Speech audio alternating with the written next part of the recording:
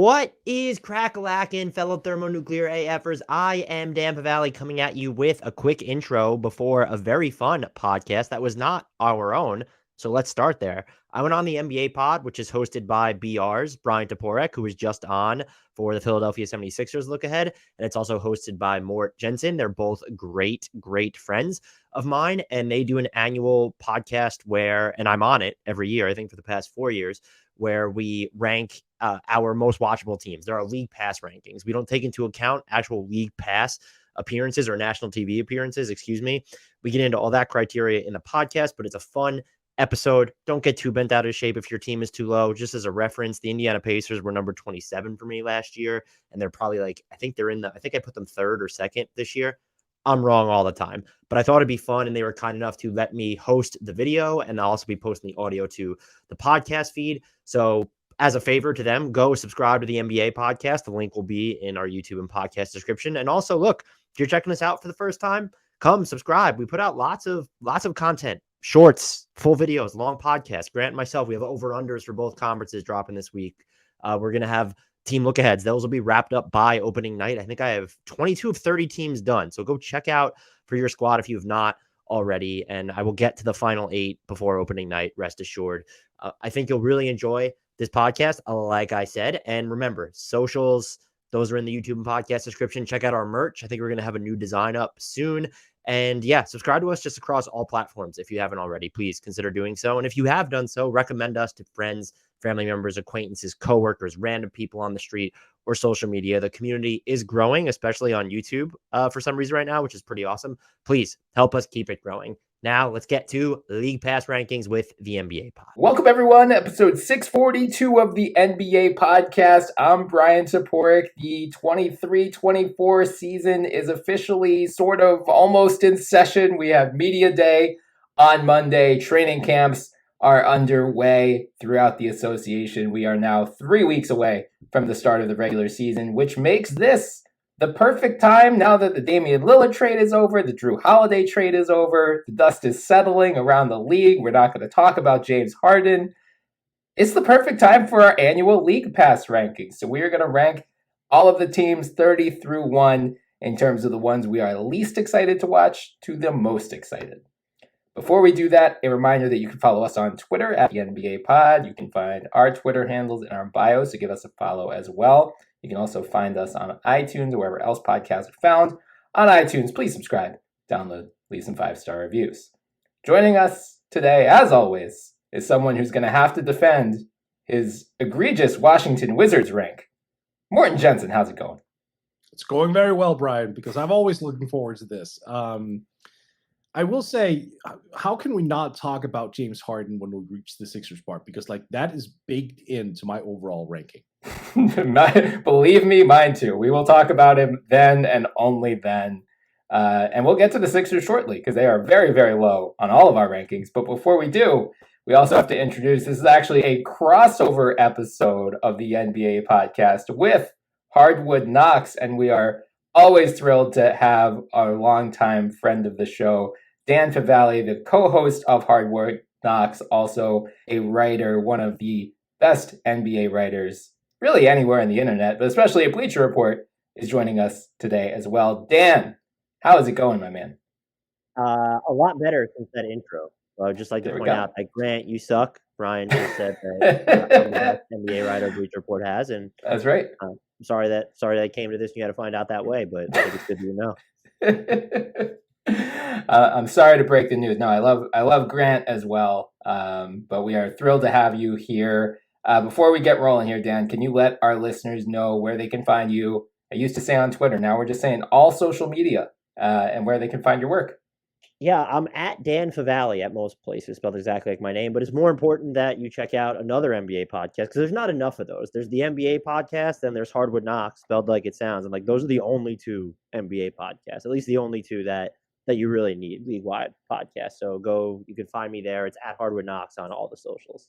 Yes, please go follow Dan. He's been pumping out these team-by-team previews because he is a sicko and is much more dedicated than we are. We only do it by division, but Dan's doing the teams. I'll be joining you later this week, Dan, to begrudgingly talk about the Sixers and probably just try to talk about the Thunder the whole time. So please go check that out.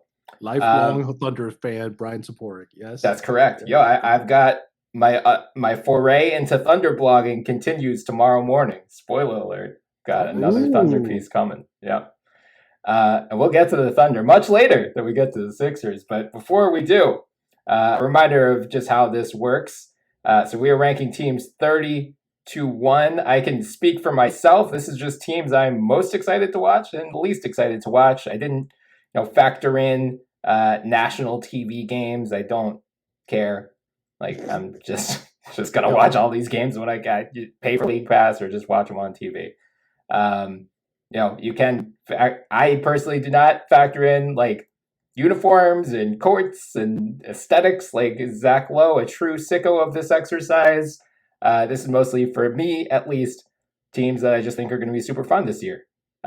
Mort, do you want to walk through your rationale before we get going here as well? I'm absolutely baking in uniform and court designs. Absolutely. Okay. Because this is like, look, I stay up to watch these games late at night when y'all are sleeping, right? Like I games tip off at 2 a.m. here. I need to make sure that I actually want to watch the product on the floor. And that also takes into account, if a team wears ugly ass jerseys, such as like the Philadelphia 76ers, for example, that is a major minus for me. I don't like that. I want to see something that's appealing. Like, don't get me wrong, I'll sit through it because Joel Embiid is fantastic, but it's not something that raises the grade for me at the very least. So that's included too. Okay. And then Dan, how about you? How did you approach these? Probably similar to Moore, where I try and take into account the entire experience. When you're looking at announcers, like that's a big part of it for me. As well as the court design, the uniforms, those factor in, but they can't be make or break. Like, I'm more concerned about the product. And this year specifically, I think relative to years past, curiosity, both pleasant and morbid, really were baked into like some of these teams that are there. I'm just like, I feel like there's so many more situations where, is this going to work? Are player X going to stay healthy?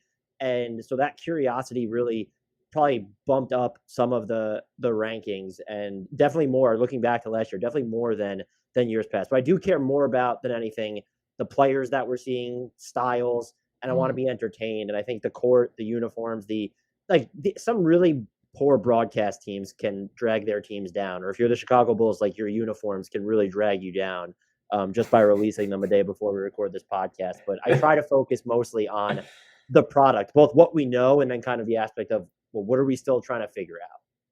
Yeah, that's a good way of phrasing it. I think that was probably my biggest thing, was the offseason, especially this offseason when we had such big trades with Dame and Drew in particular, and Bradley Beal, and involving really good teams. Like, now there's just a lot of unknowns even at the top of each conference. So I think that certainly informed my rankings, and you'll see a lot of teams with a lot of national TV games toward the top of my rankings. You also see plenty that don't have a lot of national TV games toward the top of my rankings. But I'm curious to see how some of these offseason moves play out, and I think I'll be spending a lot of my early season viewing hours watching those teams. Seems like one team that none of us are all that excited about watching, the Washington Wizards, of course, without Bradley Beal, without Kristaps Porzingis. Dan, both you and I had them dead last at number 30. Mort, you were highest on them at 26, which is still not all that high. Not high in them at all, yeah. Yeah. Why were they not dead last for you, I guess, is the best way to phrase this. Well, because there are teams ahead of them that stink, that just even more so, or behind them, really. And that are just less appealing for me to watch. Plus, there's the morbid curiosity of Jordan Poole and Kyle Kuzma, just both of them gunning for 30-point averages, which I can get behind that. That's fun, like, to some extent. I'm sure that I'll also watch more of them because I think when they match up against good teams, I'm going to watch those games because I just want a slaughter, perhaps. Or I'm just going to watch a lot of them. You're gonna see, like, I guess that actually fits in well with your ethos, because then you'll see all the players on the good teams who never get to play. They'll all get to play the entire fourth quarter of those games. Yeah. And that is part of my rationale too. Like, I have prioritized young teams and players we haven't seen before. Because we've seen veterans. I can always tune in to watch Kevin Durant and LeBron James. Like, that's fine. Sure. But I want to tune in to watch players I haven't seen before. That's part of the allure. Again, remember, my mindset is very much driven by being up late at night and making the most of my time. That's completely reasonable. And please do not watch the Washington Wizards if that is how you're choosing to spend your time. I have them 26, man. I know. They're high. Next on our list might be the biggest faller of any team from last year. Philadelphia 76ers. Dan, you were highest on them at 26. Mort, you and I both had them at 29. Last year, I had them at 6, and Mort and Dan both had them at 15. So quite a fall from grace for, I was about to say my beloved Sixers, but that's just not true at all. My most hated Sixers. Dan, why do you have 4 teams below them, I guess, is the best way to ask that question. Because Daryl Morey listens to this podcast. I want him to think that he might. Let's hope. So my whole thing is it comes down to like the car crash theory, where it's, okay, James Harden will be there, and if he's on the court, like, is he going to be trying? Is he going to be a disaster again, like he was when he was trying to leave Brooklyn or Houston? How does Joel Embiid react to that? And so this is more about, it has nothing to do stylistically. Like, maybe some of the units where Tyrese Maxey's running the show, they'll play super fast. And I'm interested to see like what their defense looks like under Nick Nurse. So stylistically, yeah, there's some interesting questions there. This is more about the body language factor for me. Like, this is the team where I think if we had to pick right now, like, there's most likely to be rampant public infighting on the court because of the James Harden factor. And so I don't know how to cake in, oh, maybe he gets traded and there are new players here. But as of right now, I think they're still tantalizing because the vibes are just so horrific at the moment, hopelessly horrific.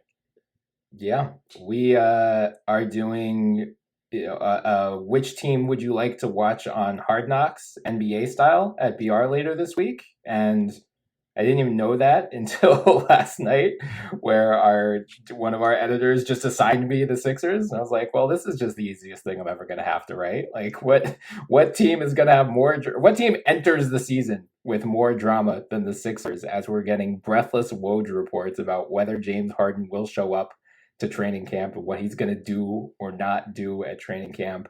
I mean, honestly, having them 29 is probably like 10 spots too low at least, because I agree with you about the Nick Nurse factor in particular. The more I hear from him and some of the guys on the team, I'm actually very excited to see, there's a real chance that we are just like completely underrating how much of an upgrade he is from Doc Rivers, especially given how his tenure in Toronto ended last year. But yeah, until the Harden thing is resolved, I'm going to hate watch this team because I have to cover them, but I'm not excited about it. So how much would it change your rankings if Harden came to camp? It was like, fuck, my bad, I'm all in. And like just completely flipped his own narrative. How much would it change your rankings if he just came and he was absolutely chiseled? He just looked like a Luckily, we've seen enough party videos of him this summer. I'm going to go ahead and say that's not the case. I do not think he's going to be in primo shape. It wouldn't, honestly. I mean, honestly, it might be lower if he were back, because I just hate the way he plays. I hate watching him play that way. Like, I'm actually excited to see Tyrese Maxey be a full-time ball handler, and like Nick Nurse is talking about letting Embiid initiate more of the offense. Like, that's great. Do I want to watch James Harden dribble the ball for 20 seconds, not pass anyone, then launch a step back three that has a 26% chance of going in? No, not really. It's not fun to me. I am here for all the passed up shots from PJ Tucker, though. Give me all of them. Hey, man. Kelly Oubre Jr. coming in to save the season. 28th on our list, the New York Knicks. Dan, you were highest on them at 25. Mort and I both had them at 27. Dan, is it right to call you a fan of the Knicks, as a follower of the Knicks, a begrudging fan of the Knicks? I think if you ask Knicks Twitter, specifically a certain outlet where it seems like everyone who I interact with is almost terrible, except for like one or two people, no, it would not be okay to call me that. Look, they're an interesting team and they should be good, but they don't play a particularly aesthetic brand of basketball. And that's just Jalen Brunson is the most aesthetically pleasing player on the team, I think. And so he's a reason to tune in. I just don't, maybe Dante DiVincenzo going in there if you like seeing Mitchell Robinson like grab offensive rebounds, and Josh Hart will hustle his butt off. So there's and Tibbs' facial reactions. And I do think that the broadcast on MSG, Mike Greenwald, Clyde Frazier, they do a really good job. Wally Szczerbiak is absolutely terrible, though. So if he's ever filling in, you could skip that. I think they're just a good team. It's just one of those, think about how we probably viewed the Sixers last year. It was just, okay, there was the new element of a full season of Harden. How's that work out? They're a good team that's just not going to play a style that resonates with you when you actually want to watch it. There's a lot more compelling basketball to be played. And I don't think when you look at the roster and say, well, are there potential swing factors where, to go back to the Sixers, okay, Tyrese Maxey being there, that's just something to kind of tune in for. Or even, and this is a compliment, the discord that's being sown in Philadelphia, there's none of that in New York. The vibes are just immaculate. It's so, their media day passed without any drama. It's just so wonderfully, blissfully boring that you don't need to have them high up this list. If they start running like crazy during the, and some of their bench units can, but if we start to see them really play a lot faster, or if there's more off-ball movement because Dante DiVincenzo and Josh Hart are both there. If they all of a sudden decide to play super small during certain instances, sure. But I just think they're a very known commodity with how they're going to play, how they're going to be coached. Yep. And that's fine, but fine isn't going to get you atop this list. Yeah. They would increase by 5 positions for me at least if Julius Randle wasn't on the team. This is the other thing to factor in here is we are on the every other bet, Julius Randle campaign where he'll be bad. And so you have to assume that that's going to make them less watchable. That's a fair point. Hopefully Jalen Brunson will mitigate some of that. And I say that for you and the rest of Knicks Twitter, but yeah, Julius Randle certainly factored into my relatively low ranking as well. Then don't you laugh at me, you asshole. Well, I'm going to laugh at you for this next one, Mort, because we have a two-way tie at 26 between the Chicago Bulls and Charlotte Hornets. Let's start with the Hornets. I had them 28th, and Mort, you had them dead last at number 30.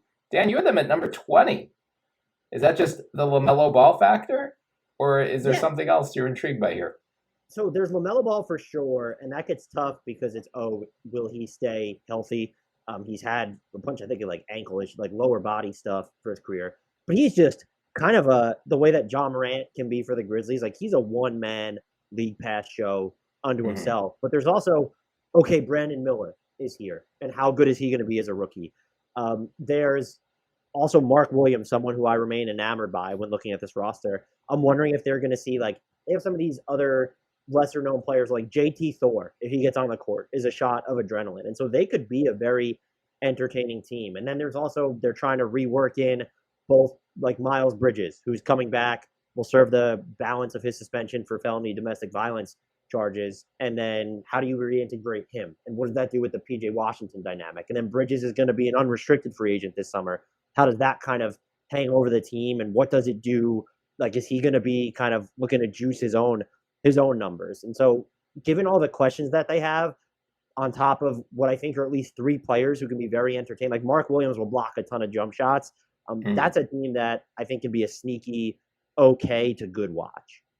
Interesting. I'll give you the LaMelo. Honestly, Miles Bridges being on the team bumped them down for me. Yeah. Because I think it goes without saying. And honestly, for me, the next couple teams were all fall in the same category of I'm just not really interested in watching directionless teams until they just pick a direction. I guess the Hornets have kind of done it, like a rebuilding. We get that, but you still got Gordon Hayward and Terry Rozier just like hanging out on this roster for the time being. So I want to see them commit, go full rebuild. Let's just play the kids. We don't need to play the vets anymore. Trade the vets away, and then I'll be interested. Maybe I'll be like more interested than after the trade deadline if they haven't shut everyone down by then. And speaking of directionless, we have the Chicago Bulls tied with the Hornets.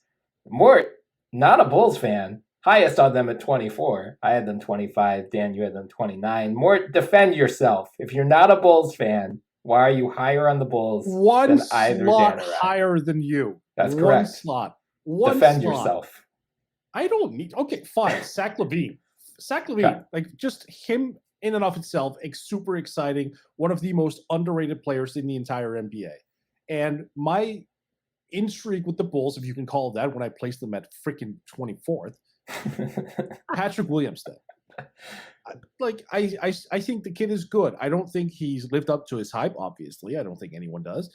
But I think he's been glossed over. I think the Chicago fan base is way too hard on him. I think he's been perfectly fine as a basketball player. He's a 22-year-old 3-and-D guy who can sometimes make some really ridiculously good jams. Like, I'm in it for that.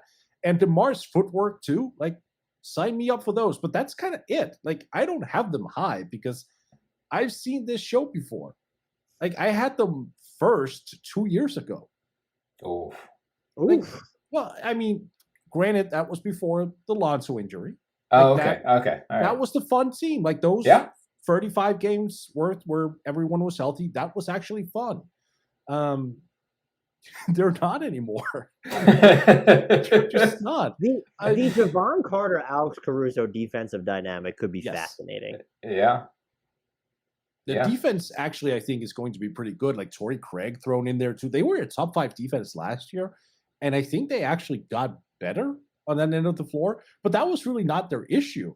The thing was they had the most boring, predictable offense of anyone in the league.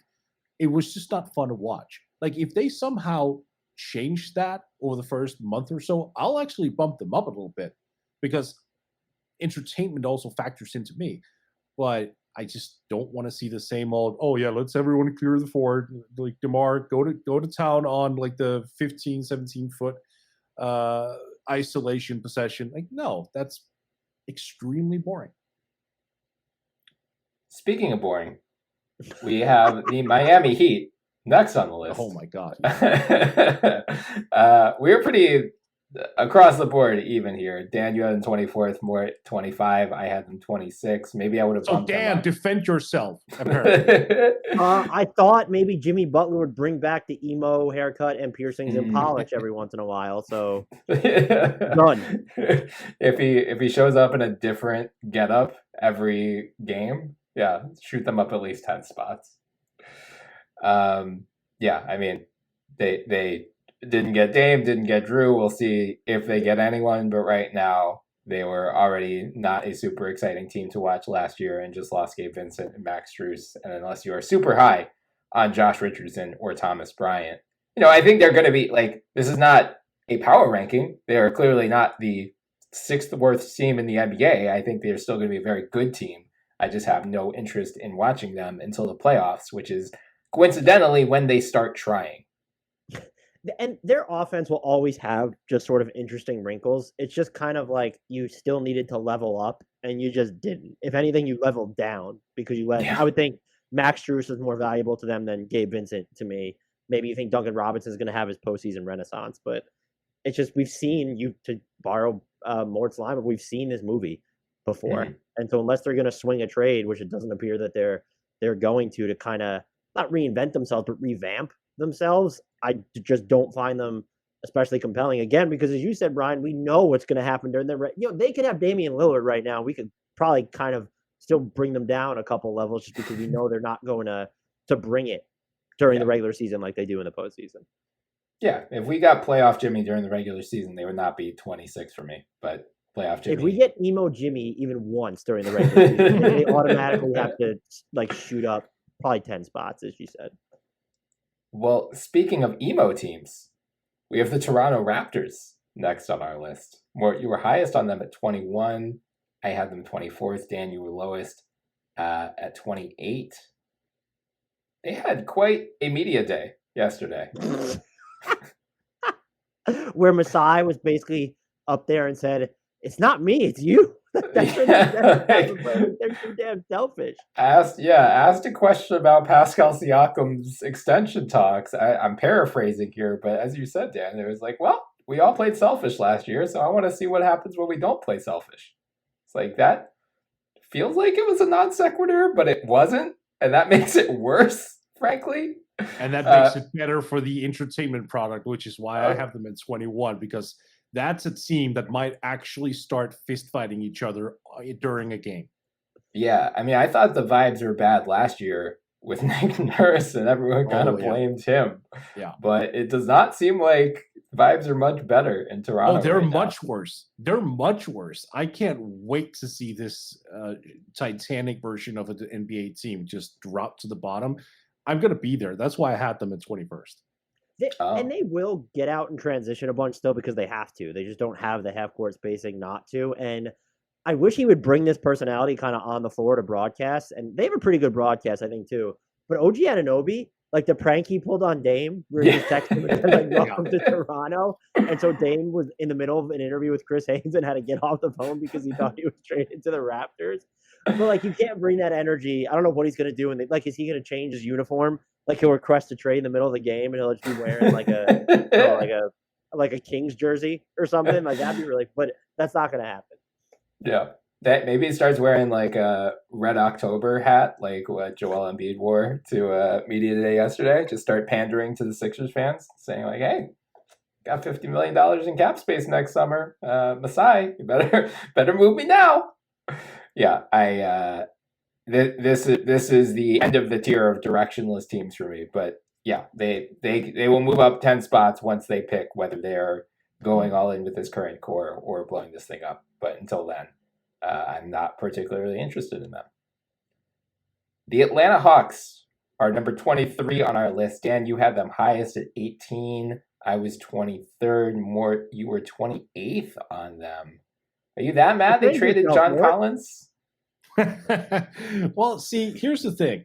When you make a reactionary trade like that, but you fail to actually solve what started the issue in the first place, that to me just speaks of being a sort of rudderless organization. Like, I've seen enough from Trae Young to the point where he needs to reel me back in. Like, I'm open to the idea. I'm open to him becoming a better leader, becoming a better player. And I do think, honestly, as well, I do think it's fair of him going out to say that he's one of the most, what was it he said? Not underrated players. So he said something like most disrespected players. Like, I actually agree with him to some extent, but it's not embracing accountability. Like, he has not grown as a leader particularly well, if at all. So I'm on the outs with them until I see something that is intriguing enough to reel me back in. John Collins quote, again, paraphrasing here, but he was talking about being excited to be in Utah because they don't play with ego here. Yikes. I wonder who he was talking about. Jalen Johnson, probably. But So, Dan, you have them at 18. Why are you excited to watch the Hawks this year? I think the Quinn Snyder element really matters here. His offenses are always pretty innovative. I'm very curious to see what their defense looks like this year as well. I thought the DeJounte Murray-Trae pairing was fine when they were together, but I'm kind of thinking that Quinn Snyder will get more creative with the lineups he runs when they're staggered. And this is going to, this is kind of stupid, but like they're going to get weird at the 4 spot because they have to. And Jalen Johnson looks like he's going to play a pretty big role. And that's someone who's, like he can do a lot of stuff. And if he can hit like semi-consistently standstill jumpers, that becomes a fascinating player. And I am pretty smitten by AJ Griffin. I don't know if he'll be in the rotation, but he has a lot more off the dribble squishiness than I knew with him coming into the NBA. So there's just individually, I like a lot of the players. And Trae Young is entertaining. He's one of the best passers in the game, and he can score from every level. And so if there's a chance that they coalesce into something cohesive this year, they could be a pretty fun team. Yeah, I would raise them up if they traded away Bogdanovic and Clint Capella, and just kind of gave AJ and Onyeka like the chance. Because again, it's one of those situations where they for too long they've had a foot in each camp. I just want them to go young now. Like, and they also kind of have to make a decision on Okongwu eventually. Like, he's going to be a restricted free agent after this season, so there are a lot of questions up in the air. Just lean youth. Like, Trey's young enough, you can still make it. Like, if you go nuts with the youth, you'll definitely get my ranking up. They were linked to Siakam over the offseason, and it doesn't seem like that situation in Toronto is improving. And so if they go back to that or even they could be an OG team if he's on the market, like that would make them a lot. I understand why you would want Siakam on this team. I don't know if he raises your ceiling enough, but that would definitely throw like a nice little wrinkle into their ranking too. It would at least see them choose a path, right? Which is what we've been talking about. Like, teams that just aren't really clear in their messaging and, this is what we're doing. Like, I find it very difficult to get invested in those teams. Clearly, they are going to base their front office decision making on whether they can rise in your league pass ranking. I should hope so. But Dan, I'm glad you mentioned AJ Griffin and Jalen Johnson, because I do think the Collins trade should open up minutes for them, like how those two and DeAndre Hunter and Bogdanovic, as Mort mentioned, like it does feel like there's still a little bit of a crunch roster wise, and Sadiq Bey is there as well. He's also up for an extension this year. Like, I still think there's at least one more move for Atlanta to make at some point, presumably within the next 9 months. I don't know if they make it this year ahead of the deadline or next summer, but yeah, I think they'll probably be higher next year, assuming they hit on whatever move that might be, whether it's Siakam, Anunoby, or someone who is not on our radar at the moment. Coming in at number 22 for us, the Los Angeles Clippers. I was highest on them at 15. Mort, you had them 23rd. Dan, you had them 27th. I will defend myself before I throw it to Dan. You'll need to. This could be the last year of Kawhi and Paul George together, guys. Like, we don't know. I mean, we've got this new resting policy or whatever they're calling it, player participation policy. And I know Kawhi already bristled at it. It's like, hey, man, I'm actually injured. I'm not just faking it. I feel like they all know the stakes going into this season. The Clippers have said, I think Steve Ballmer has said it, Lawrence Frank has said it, like, we need to actually respect the regular season and take the regular season seriously. Like, we can't just assume we're going to be in the top 6 and then everything will be fine in the playoffs. So I actually want to see if they really do take the regular season seriously this year, because when they are firing on all cylinders, they're both awesome. They're one of the best teams in the NBA and very entertaining to watch. So I'm taking the front office's word, which is a very dangerous game to play in the NBA, but I am cautiously optimistic that we'll see, the Clippers going closer to full effort than we've seen in recent years. And there's the bonus of, God willing, they will trade for James Harden at some point, and I won't have to watch him on the Sixers anymore. Then you'd want to watch him on the Clippers? That doesn't even make sense. If he's on my ranking goes up if he's on the Clippers already, because how is that going to work? His playmaking, I think, makes a lot of sense, but the pace at which he plays is going to make them even slower. And then, you're combining him with Russell Westbrook again. And so but there would just be so many intriguing things to monitor. But right now, it's just sort of like, I will believe they take the regular season seriously when I see it. And I am with Kawhi in the sense that I find it weird that people just assume that Kawhi and Paul George are making these decisions not to play. But when any other player rests, it's the team that's like, what is it? Even based off all the reporting and some of the behind the scenes stuff we've heard, there's nothing that's ever indicated these guys don't want to play basketball. And so I don't understand why the narrative is the way it is around those two. I think it's encouraging that they're talking about playing Kawhi and PG at the 4 more, putting Terrence Mann in lineups.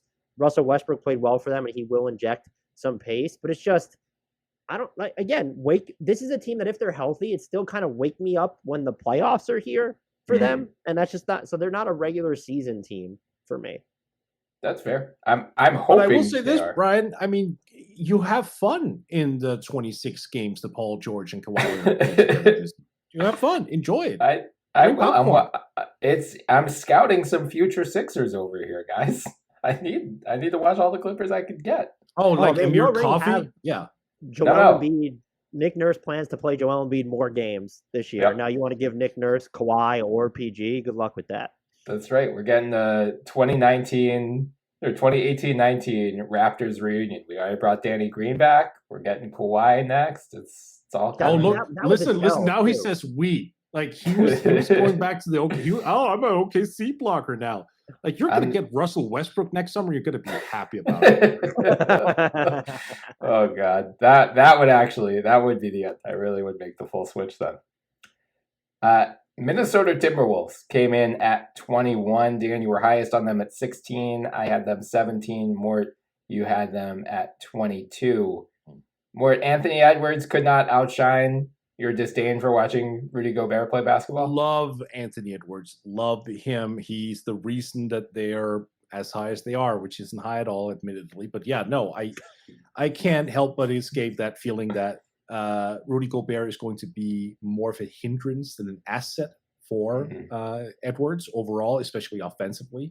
Defensively, I could see him working up, but that's like, let's be honest, when it comes to games that should be intriguing to watch, at least to me, offense is the main driver. I love to watch elite offense, and he is certainly capable of that. Edwards is, but if you have Gobert stuck under the basket, or as much as he does, taking away those driving lanes for him and making life a little bit more difficult, yeah, that lowers my enjoyment of watching Anthony Edwards.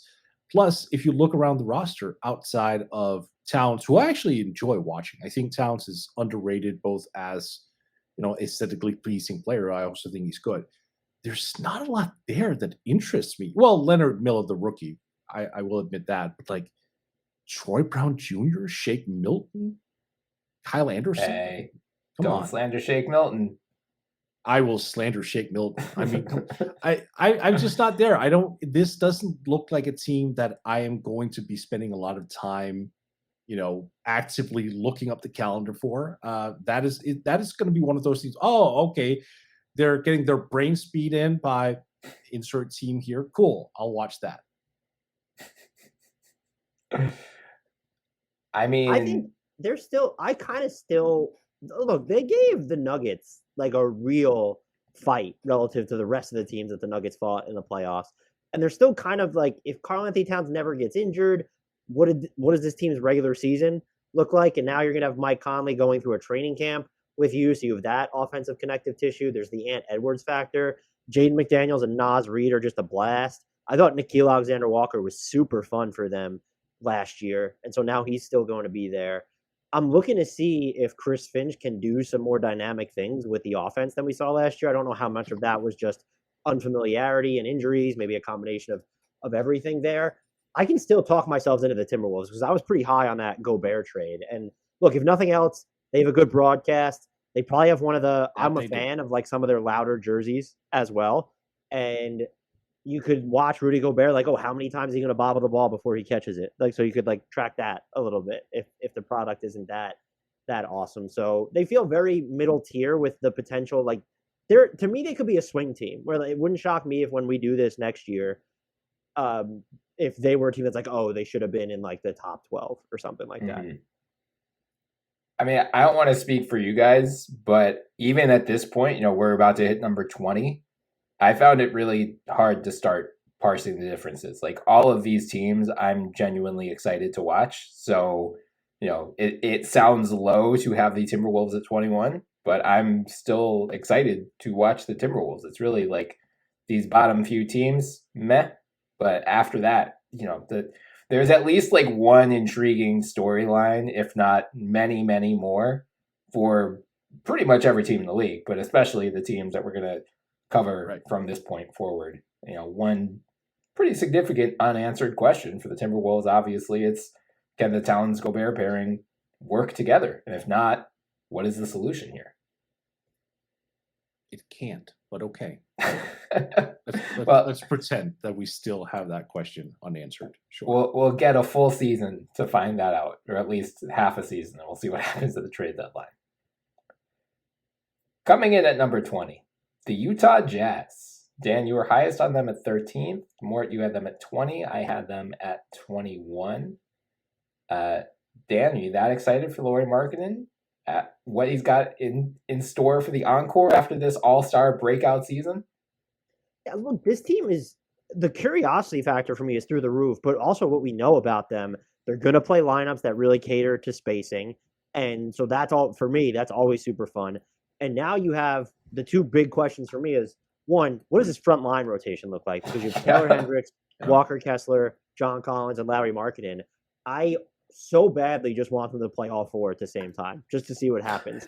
But Markkanen opens up some options because he can play the three offensively and in a lot of matchups defensively as well. And then the other thing here is like they kind of are either going to need to rely on like some of their younger, like I'm reticent to call them creators, but like, oh, do we need Talon Horton-Tucker or Keontae George to play like really big minutes as the point guard here? Or maybe even hope like Bryce Sensabaugh gets some minutes, but basically George or Talon Horton-Tucker and even Chris Dunn, like looking at guys, they don't have a primary playmaker on this team. Like it's Jordan Clarkson is not that guy. Do we see Ochai Agbaji like play some of those minutes too?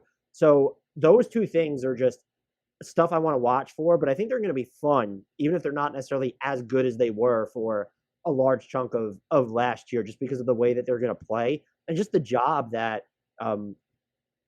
they did on offense overall last year. So I think this team is going to be one of the more watchable ones in the league. Again, even if they're very clearly tracking towards the lottery earlier than they were this past season. Yeah, I think that did factor in for me, the risk of a late season, some shutdowns, because I think there are so many teams in the West that are clearly trying to compete for the playoffs, and the Jazz might be one of the few. They're like, yeah, we're okay. We're good missing the play-in. We'll just get another mid to high lottery pick, and then we'll put the pedal to the metal next year. But yeah, the Keontae George buzz has been steady, quiet but steady, or at least quiet on a national scale. But I'm very intrigued to see if that carries over because he was awesome in Summer League. Brooklyn Nets, number 19 for us. Dan, again, you were highest on them at 14. Mort, you had them 19. I had them 20. Dan, are you buying the Ben Simmons Renaissance season? Is that what's got you in on them, or is it just Mikal Bridges? It's those videos from May of him hitting uncontested threes in empty gyms that have me smitten. Yeah, we've never seen it before. It's the first time. Look, hey, let's track Mikal Bridges because this guy might there are very few players, even if he's not a top end offensive star, there are very few players in the league who can be the best offensive and defensive player on their team. He is one of them now. Yeah. And that is just endlessly fascinating. I love Nick Claxton. He's legitimately great on defense, and he really broadened his offense last year. He was able to attack off the dribble on some closeouts. He had a reasonable amount of his hook shots. So he's just the diversification of his offensive game, his continued growth. That's going to fascinate me. They have all these wings, so they're still just, they're going to play small. What does that do to their defense? I actually thought that they were pretty creative, and Brian could speak to this maybe better than I could when they were playing the Sixers in the playoffs. Mm-hmm. It's just, the Sixers had Joel Embiid, and but they were pretty creative with how they were going after him. And then I'm also they're a team that I don't want to say they're directionless, but they still kind of have to choose one. And so are they a team that's going to maybe start selling close to the deadline? Or if they're hovering around the top 6 to 9 in the East, are they a team that they have all these extra picks from Phoenix at this point that maybe they go out there, plus that Dallas pick, they go out there and make a move? And they also, look, I think last year was kind of lost. They ended up playing like pretty fast. They weren't super slow. They were like middle of the road when it came to average possession time. They did get out in transition. They were 5th in transition frequency. And that's something that they should probably look to continue doing, not just because that's where Ben Simmons theoretically is going to be most valuable on offense. That's just, Ben Simmons doesn't factor into this at all for me. But it's also, you do have a dearth of half-court creation still at this point. Like, you have Mikal Bridges, you have Spencer Dinwiddie.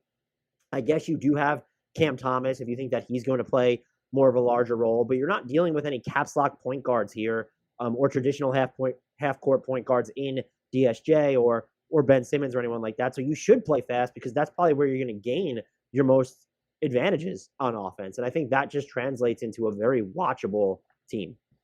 Yeah. And I mean, the hype so far, you got to see it to believe it, but the the steady buzz coming out of Brooklyn is that Ben Simmons is finally healthy and is like flying up the court in transition. So, hopefully he is healthy and stays that way. And I think, with the circus out of Brooklyn, with KD gone, Kyrie gone, Harden gone, like they're going to fly under the radar this year, which might be kind of the best possible scenario for him to, resuscitate his career. So I actually am excited to see whether this does carry over the regular season, whether we do see, any semblance of the player that he once was. Because last year was just brutal to watch him, man. Like he was just clearly a shell of himself. So I genuinely hope we do see something close to, if not better than what we saw in Philly. And who knows, man?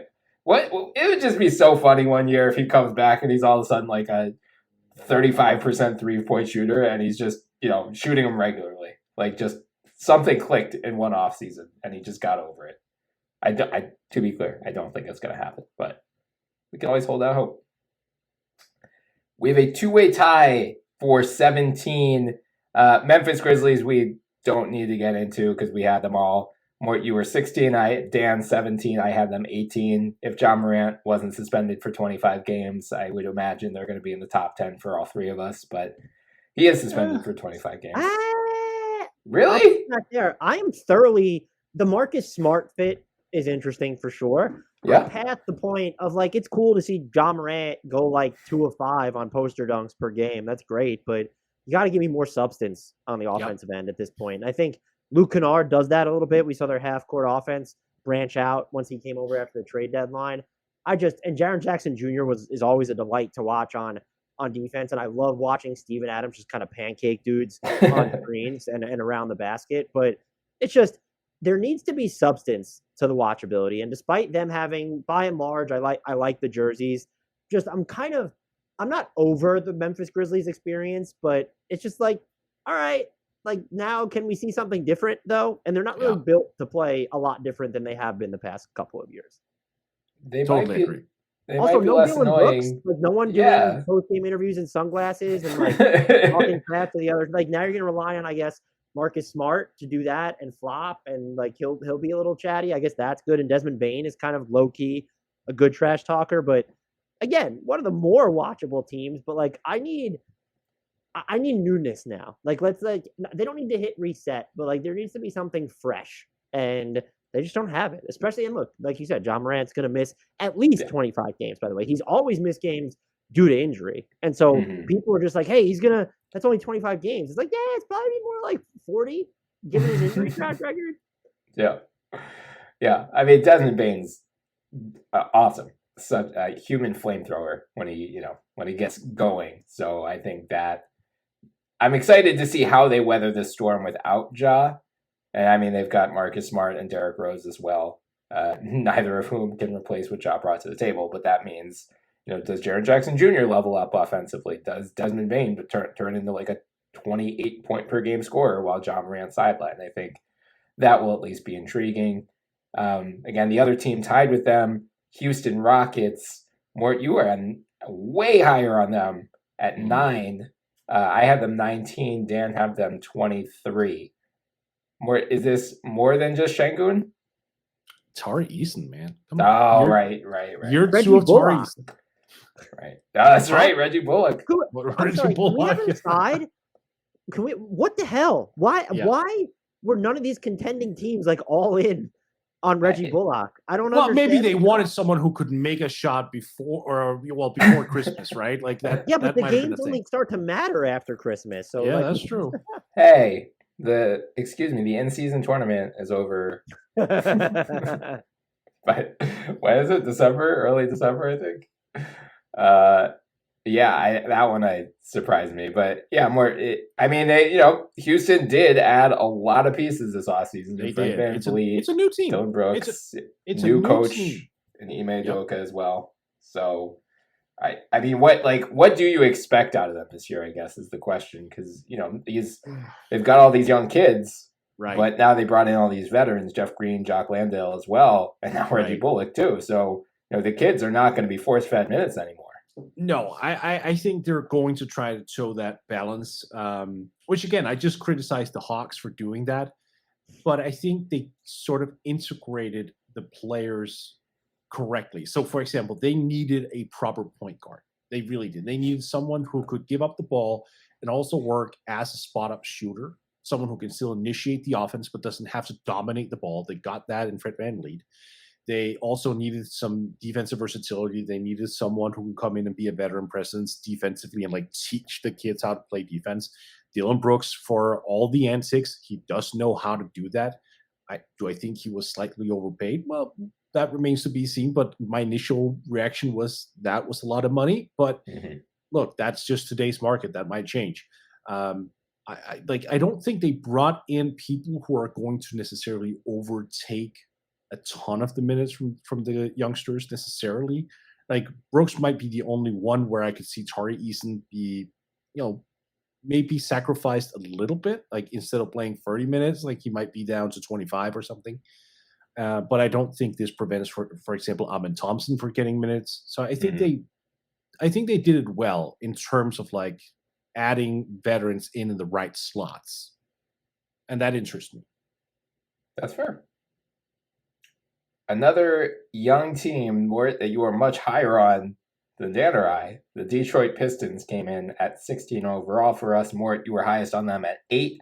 Dan had them 19. I was lowest on them at 22, which again, to be clear, this was above the cutoff. Like I am intrigued by them. I want to see how this backcourt shakes out in particular. For me, the lack of any real wing other than Bojan Bogdanovic, like I just, their roster just doesn't make any sense still. It's just a bunch of guards and bigs and like no wing depth. So I want them to figure that out before I tune in. I obviously very excited to see Cade Cunningham, especially after the rave reviews he got during Team USA Select Camp. But more, what has you have them in your top 10? Well, it's definitely the young core to begin with, right? I mean, you just brought up Cade Cunningham. Jalen Duren to me is like a must watch. I mean, one of the youngest guys, if not the youngest player in the NBA last season, was billed as if he was 28, right? I mean, just a powerhouse of an 18-year-old when he came in. He's only going to get better. He's only going to understand his body even more, which becomes like this frightening preposition of where he ends up.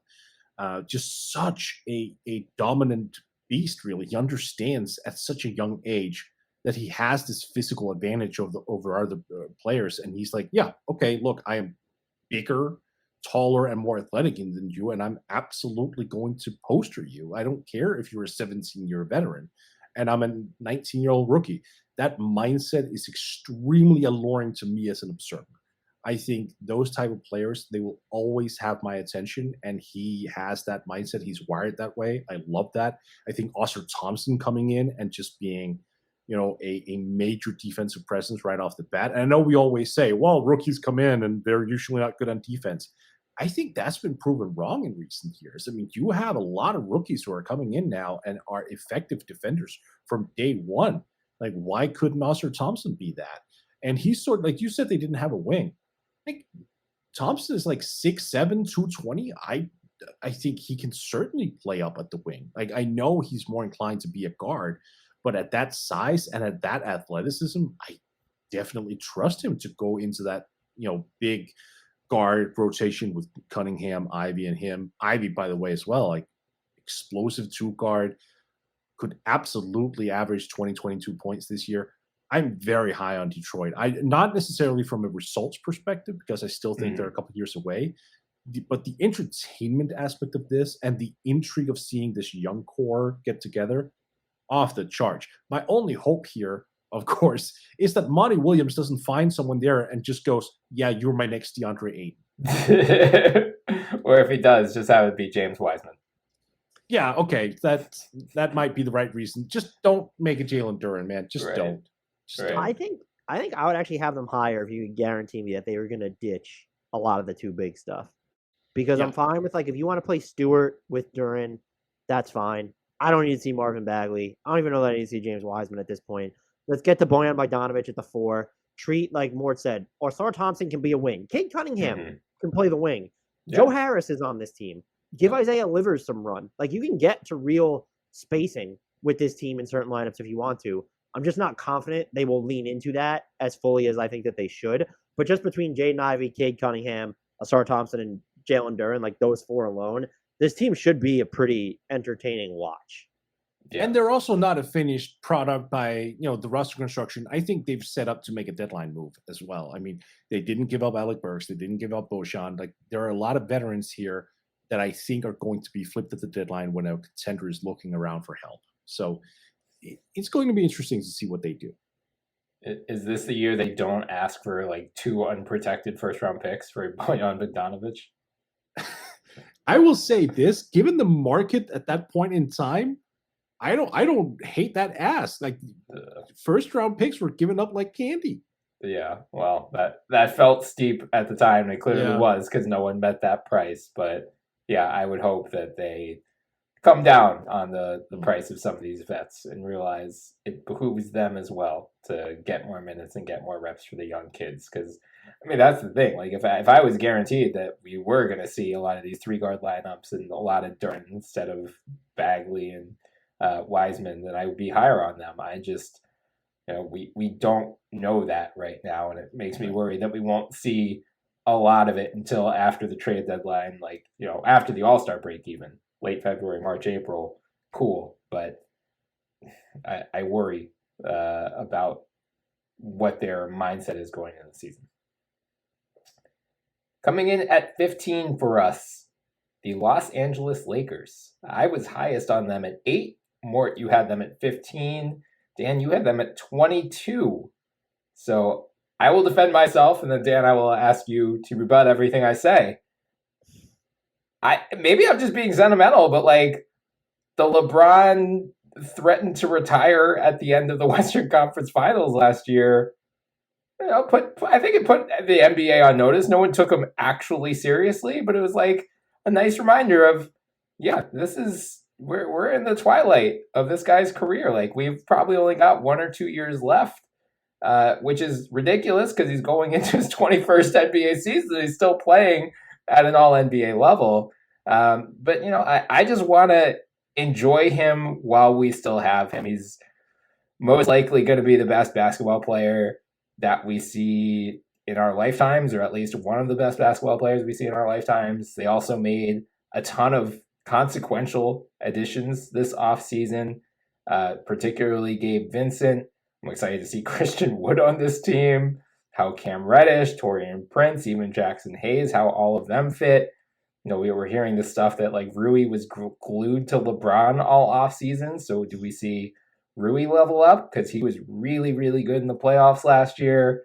Taylor Swift's ex-boyfriend, Austin Reeves, is on the team as well. And he was very good, obviously last season, but also with the Team USA at the World Cup. So I'm excited to see how all of these pieces fit together. And, this very well could be LeBron's last real run at tying Kobe for ring number 5.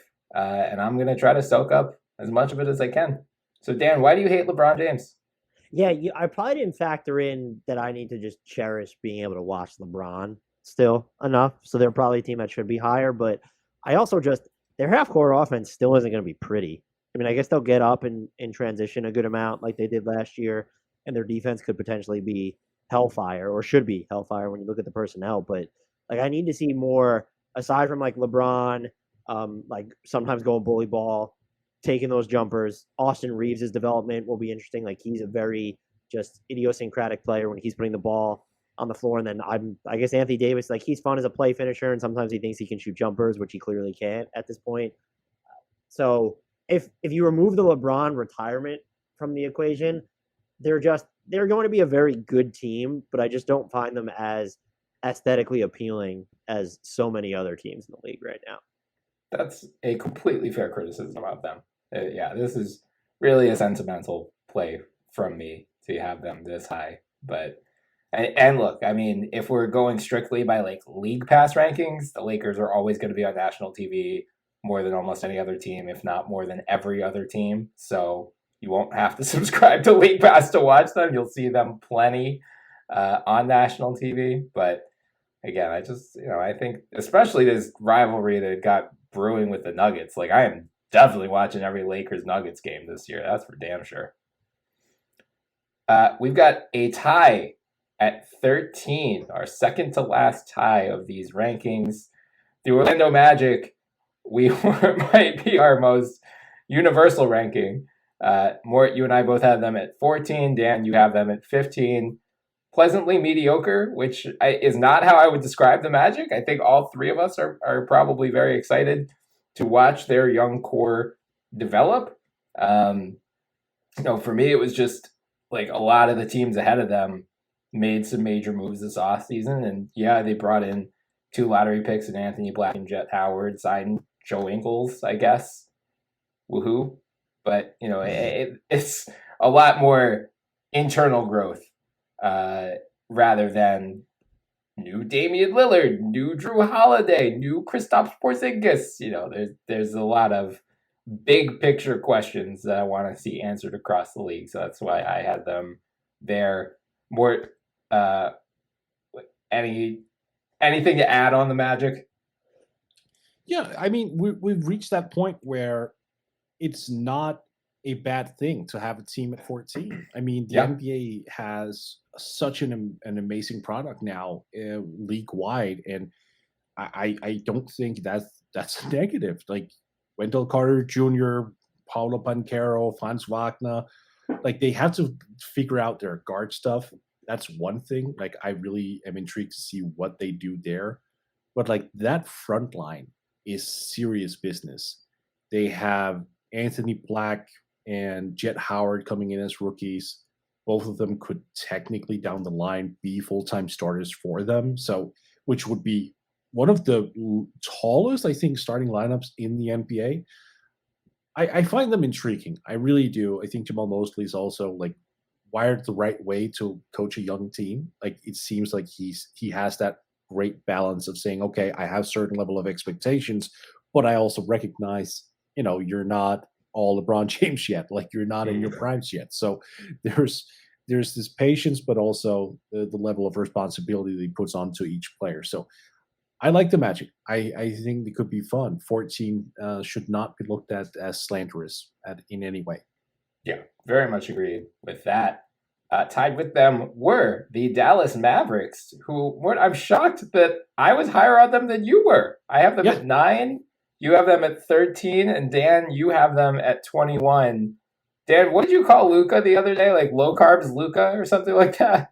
Yeah, he looked good. And there's still like the Kyrie Irving, Luka, like that dynamic is, of course, polarizing. I think they fared well on offense together, but like you kind of know what this offense is going to look like.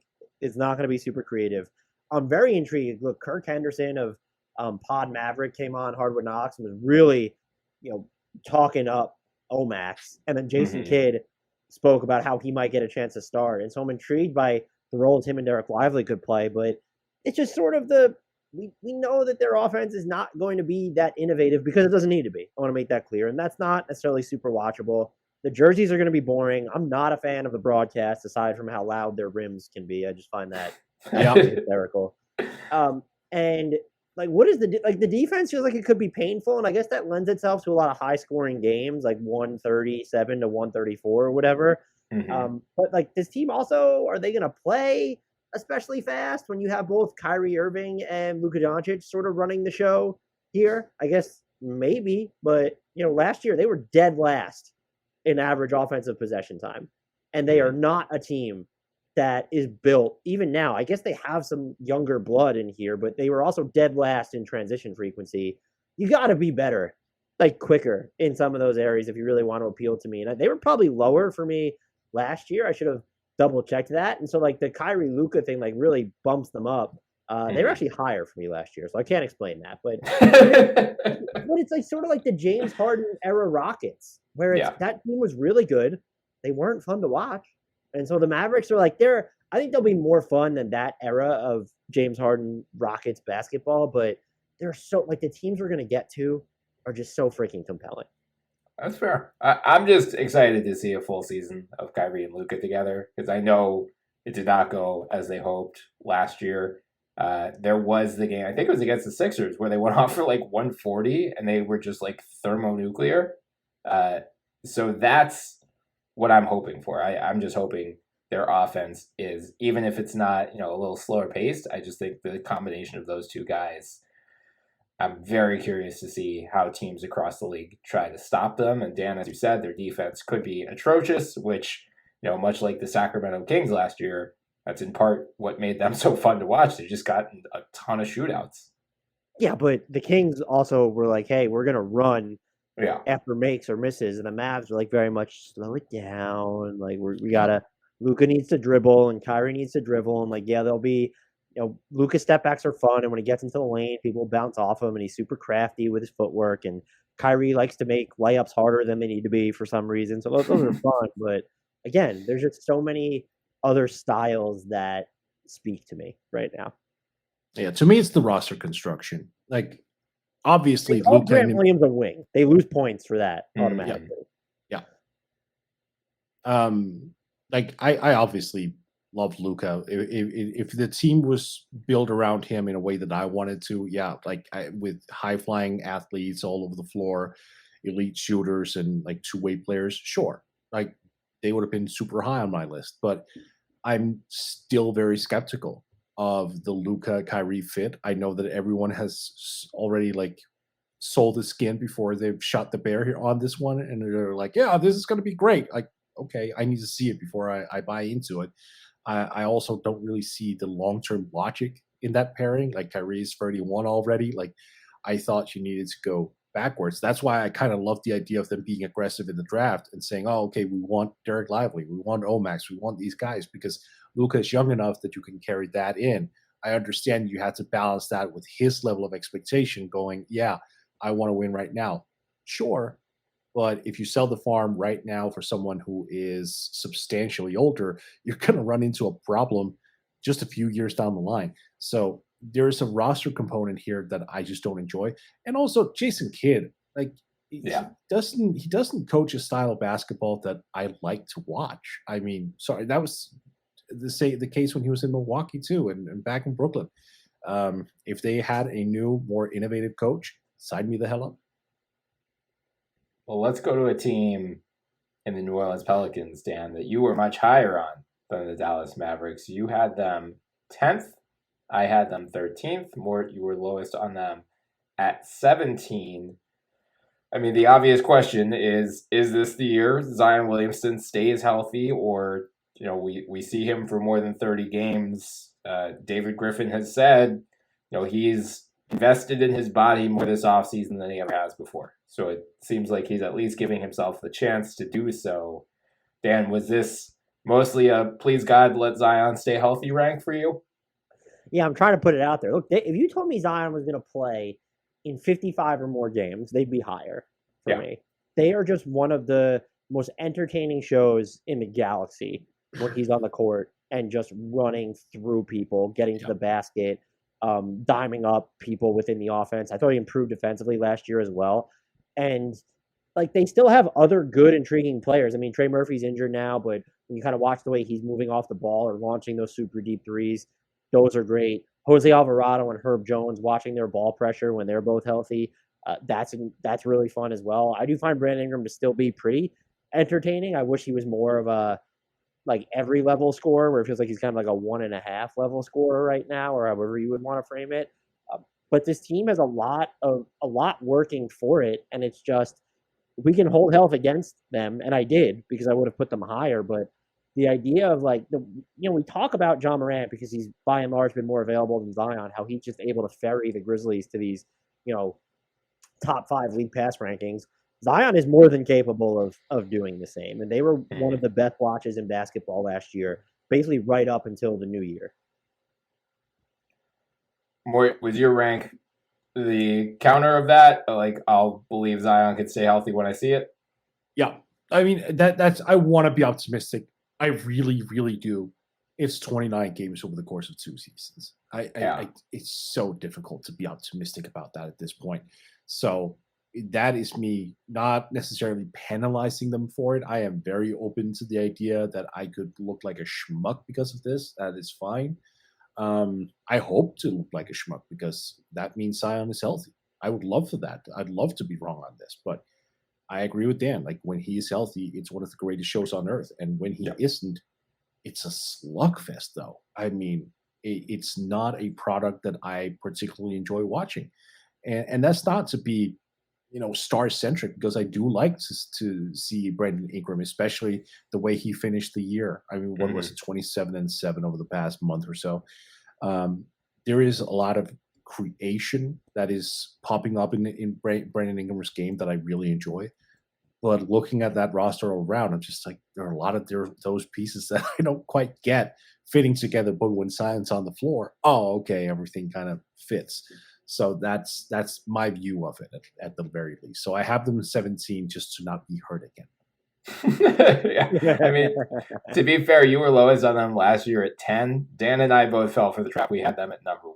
So I remember last year, I was like, I am not going to fall into this. Yep, we got burned. We got burned pretty hard. Golden State Warriors at number 11. Dan, you were highest on them at 8. I had them 12. Mort, you had them 18. Dan, why do you have them in your top 10? Chris Paul is a member of the Warriors and one of the most hated players from that fan base. Is just all of a sudden an integral part of the team. No worse than their 6th man. I'm assuming he'll start right away if it looks like Draymond's not going to be ready for the start of the regular season. How is this all going to work? And then even if you want to view it as, well, he's really going to improve in ways that Jordan Poole never could, the non-Steph minutes. Does he? How does that work? Like, are they going to run more pick and roll? Is he going to integrate into like some of the pistol elements that they like to run because that's something he's familiar with? It is one major piece that they added this offseason. They, of course, lose Jordan Poole by trading him, but it is just so the puzzle pieces here. How is it all going to end up working out? And if it does, like, this has a chance to be not just a title contender, but like a caps lock title contender. And so we talk about polarizing moves that were made over the offseason. I don't think, with maybe the exception of what the Celtics did specifically before the Drew Holiday trade, I don't think there's a more polarizing offseason move than Chris Paul headed to the Warriors. Their fan base certainly feels that way. Mort, why do you hate Stephen Curry? Well, Brian, no. Here's the thing. I've seen him before. Like, one of the things that I prioritize is things that I haven't seen before. And you're right, Dan. Like, we haven't seen Chris Paul with this group, but I have seen Chris Paul for many, many years. I watched the rest of the group just differently, also for well over a decade. I know who these guys are. And I also know that I'll be tuning in late in the season and most certainly in the playoffs. So they're not that high on my list. That said, 18 to me, because I cover the NBA, that is not low necessarily. I'm still going to watch a lot of Warriors games because of course I am. They just don't intrigue me as much as a lot of other teams at this point. Like, I know that Draymond is going to turn down open shots. I know that Clay is going to go nuclear offensively and then look like Swiss cheese defensively after his 2 major surgeries, which is, again, totally understandable. That's fair. I mean, he probably will never return to that level again, which that's what it is. I really don't have anything to say outside of that. I mean, they just don't blow me away. I think that is the harsh reality of it. Yeah, there's also like who gets more frustrated with Jonathan Domingo first, Chris Paul or Steph Curry or Draymond Green? So or that Steve Kerr. And also what is their I mean, we know that's Draymond Green, right? I don't know. It could be Chris Paul, and Steph was getting pretty pissed at the youngins last year. Like, you could just see with his stare. So, and also just their broadcast, like having Fitz and Kalena, like they are first team most likely to say something just absolutely outrageous and turn something into just like, did you see Jonathan Kuminga connect on this screen? And they're going to ascribe some profound meaning to what that means for the chemistry of this team and his growth, not just a player, but a man. Well, Mort, speaking of teams that you want to see something fresh from, we've reached the top 10 of our list. The Portland Trailblazers, the Damian Lillard-less Portland Trailblazers are number 10 for us. I was lowest on them at 16. Dan, you had them at 12. Mort, you had them at 5. Are you that excited for dominating in Portland? That too. I mean, look, I actually really enjoy the idea of a free DeAndre Ayton. I don't think we've ever seen the real DeAndre Ayton. I mean, that became just an awful display of a head coach trying to use a guy as like an example who wasn't up for that task, who wasn't, or not up for the task, but who just wasn't ready to be that guy who was always getting beat down in practice. I think to see him unleashed a different place and like look at the enthusiasm he had when he came into the practice facility. He got traded to Portland and he acted like he was getting like to a championship contender. I think he is extremely enthusiastic. I think he is extremely motivated.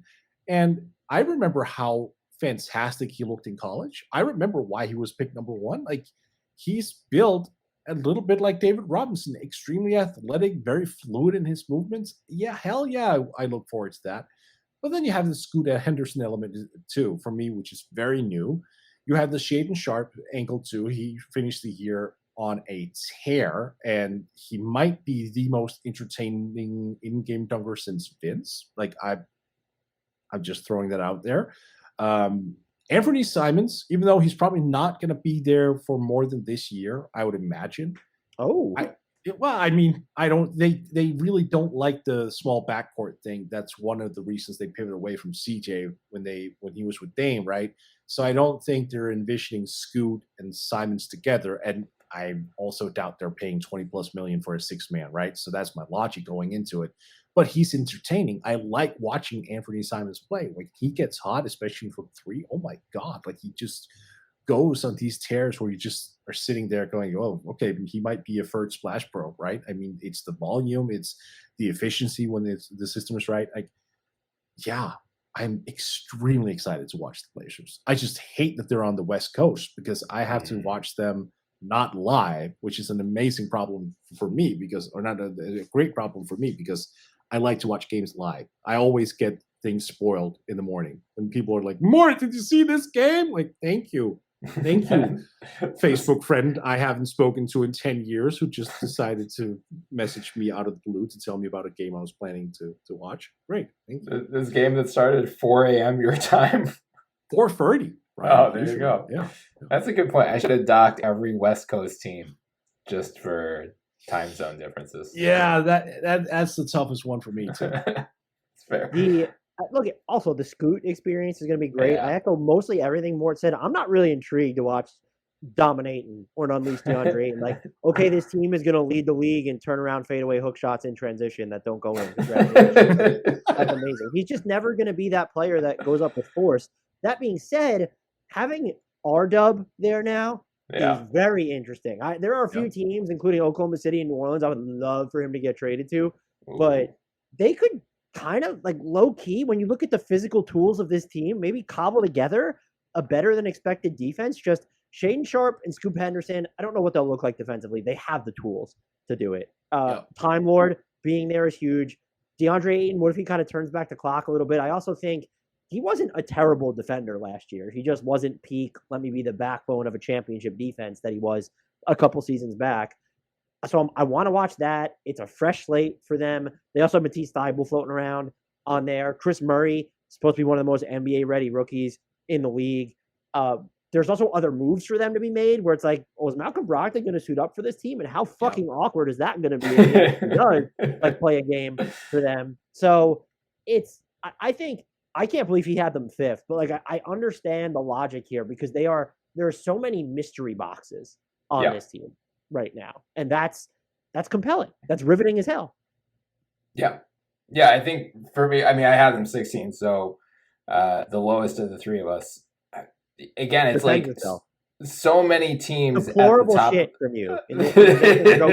Joe Cronin level deplorable here. Joe Cronin and I. Just so many teams at the top of the league made such big changes that I want to see how those play out because they're going to impact the title race. Like the Blazers, you're absolutely right, have a lot of unanswered questions at the moment, but like honestly, what's the upside here this year? Probably a 30-win season. Like I think they're still going to be very, very bad in all likelihood. You are so results over process. It's infuriating. No, I just want It's to see. deplorable. I want to see things that matter when. And why was it Sam Hinkie? I want to see things that matter when they're, if like all of the title contenders were just running back the same teams, then yeah, I'd be all in on these like Detroit, Portland, Indiana we're going to get to still. But because we have so many of these, like, how is Drew Holiday going to fit in Boston and Dame going to fit in Milwaukee? Or, we'll get to Phoenix as well with Bradley Beal. Like, how's that going to look? Like, just personally, I am more interested in that going into this season because this title race feels so wide open because we've had a lot of seismic change at the very top of the league. And, I'll be interested in watching Portland this year as well. Just I'll probably watch, the new teams, the new look title contenders. Those are going to be the teams I prioritize at the very beginning of the season, and then Portland and the other rebuilding teams with a lot of young, fun guys. Orlando falls in this category too. I had them 14, Portland 16, just a little bit lower. So Cleveland Cavaliers were number 9 for us. Not a huge amount of difference. Dan, you and I both had them at 11. Mort, you had them at 7. Mort, do you think they are going to actually grab a single rebound this year in the playoffs?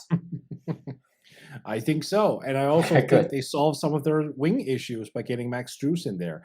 And now we also come into like where the uniforms matter a great deal. Like I think the red wine uniforms are awesome. I know that I am very alone in that, and I don't care. I love watching those uniforms. I think they're awesome. I think Donovan Mitchell is one of my favorite players to watch. Like he's so unpredictable.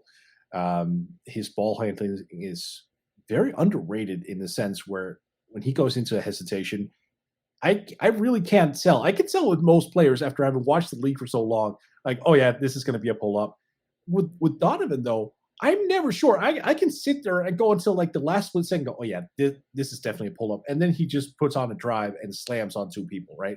So I love the unpredictability of Donovan Mitchell. I think Darius Garland is one of like the next era point guards, and I think this is the year Evan Mobley is going to take like the leap. So I'm invested. I'm very invested in the Cavaliers. That's a good call on Mobley in particular. If he does take the leap this year, I have them too low. One team I do not have too low, the Oklahoma City Thunder. My Oklahoma City Thunder. We have them 8th overall. Dan, my fellow Thunder buddy, I've got them 4th. Dan has them 6th. Mort, 11th. I'll go with why I have them so high. 1, Chet Holmgren. I want to see how he fits in with this core, as well as Kaysen Wallace and Micic, who they brought over this offseason as well. They just have so many freaking young guys, man. Like Josh Giddey in his 3rd year, both Jalen Williams going into their 2nd year. Shai Gilgeous-Alexander already had the breakout year. And I don't know if you guys saw Sam Presti's press conference last week that was like literally 2 hours long. That man just gets it. And I'm so in on what the Thunder can become, because it seems like they have the organizational alignment that the process Sixers did not. I thought the process Sixers did. They did for a while, and then the owners got impatient. It seems like OKC's owners are just like, you know what? Sam Presti, do your thing. Their head coach, Mark Daigneault, is also just like so creative, and Presti is saying like, that experimentation is by design. Like we are intentionally tinkering with which combinations of players we are putting in lineups together, because we are selling ourselves short if we just stick with the same thing. If we find something that works and we stick with it, we don't want to do that. We want to continue experimenting. So I think the Thunder are going about their rebuild, honestly, so much better than the process Sixers ever did. They're just doing the process, but better, and it's going to be more successful for them, I think. So, Mort, why do you hate my Thunder? I hate your Thunder because I have a 4-year-old who draws a lot. He's obviously horrible because he's 4. Sure. And even if I asked him to put together a visual presentation of like uniforms, logo, and whatnot, Yeah. it would be so much better than what the Oklahoma City Thunder actually did, because their visual identity is horrid. It's absolutely deplorable. It's offensive to the eye. I mean, I'm absolutely sure that if I ever get eye cancer, it's part of why I would get that, and I would sue the ever living lasting shit out of them. It's extremely poor. I hate their court design. I hate their jerseys. I hate everything about their visual identity, and it bothers me to an extent where I just can't justify putting them a lot higher. It actually takes away sometimes from me just observing the game, and it bothers me so much because I love watching Shai Gilgeous-Alexander. I love the upside of Josh Giddey. I love that they are basically all in on, well, the right way to do the process. So it's hard for me for any basketball reason to sit here and say, oh, yeah, I can justify having them 11th, because I can't. Basketball-wise, they're easily top 10. They're probably top 5. I just can't get over those goddamn uniforms. They're horrid. They're absolutely horrid. Shame on you, Thunder. Shame on you. Sam Presti was asked about a potential rebrand, and he demurred, but it does sound like that's possible. So maybe they can win you back with a uniform they will. design. Yeah. They will. Because it can't get any worse. Well, I say that, and I just realized what kind of jerseys Nike decided to leak. Yeah. God, yeah, it could get worse, probably. I just look, the holy affinity of Ousmane Dieng, Alexei Pokashevsky, and Chet Holmgren, they're gonna win you back. That's right. Top 5. And shout out to a Discord member at HardwoodKnocks for coining holy affinity, who it was initially used for Victor Wembanyama if they won the lottery, but Ousmane Dieng's like 9 feet tall now, so I think it qualifies as that can be the holy affinity. I love it. I agree. I'll run with that in my switch to Thunder blogging soon. Number 7 on our list, Phoenix Suns. Dan, you nailed it. Right at 7 for you. You had them 12th, and they were my number 1 team. So more lead off why you had them 12th. Well, it's similar to my reasoning with the Golden State Warriors. Like, I know that we haven't seen Bradley Beal, Devin Booker, and Kevin Durant together as a trio, but I've seen them apart for years and years and years. I know who they are. I'm not particularly, hyped to see them together. This feels very weird. It's like, this is basically the Western Conference Avengers. Like, no. Bradley Beal, to me, great player. I mean, really a terrific player. One of the most boring stars I've seen over the past decade, I think. Oh, yeah. Sorry, Dan. There are a lot of like the fundamentals that I enjoy watching, but in terms of like him taking my breath away, like a lot of other players, I'm not there. I'm just not there. It happens so infrequently that, I'm not going to downplay his influence. I'm not going to downplay his game, because he's absolutely effective at what he does. I just don't think he's entertaining to watch at all. So that tracks it down.